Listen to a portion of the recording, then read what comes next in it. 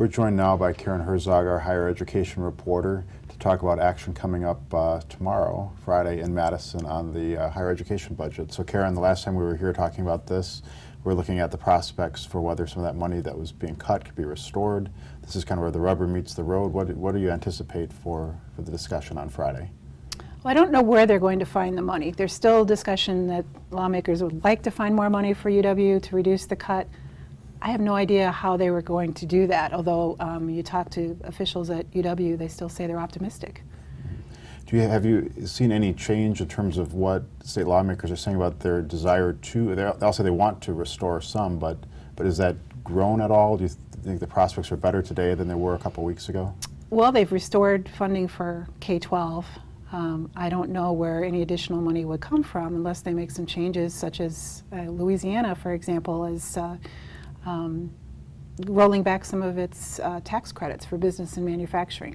I don't see that necessarily happening here, but there are different ways to find the money. It's just not a matter of it sitting there ready to go. Okay, let's talk. There's a new report out from the Legislative Reference Bureau and about how we rank compared to other states around the country and in the Midwest. Tell us where that puts Wisconsin. Oh, it's an interesting comparison. I haven't really seen Wisconsin compared to Midwestern states. Usually, we'll compare Big Ten, like for UW-Madison.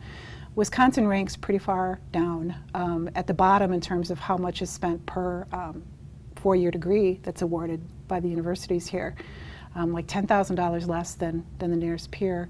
Also, in terms of the amount of money that's put toward students, they call it the full-time equivalency student. I think we're second from the bottom. So it's pretty low. Wisconsin does not do well in these numbers. Yeah, do you think that sort of report carries any weight with the state lawmakers wrestling through the budget? I mean, are they going to see that and say, hey, we should be higher because our peers are higher? Well, that's an interesting question, because yes, they can look at that. They can also say, well, we fare really well in terms of our results, so we've got that going for us. But I don't know how that's going to shake out. There also have been the polls in recent months, I think the two of them last month, Marquette and St. Norbert, that said taxpayers don't want the $300 million cut. And I think that probably is going to have as much influence as anything. Mm-hmm. All right, well, I think that's a good spot to leave it, and we'll be following that story as it progresses. Thanks, Karen.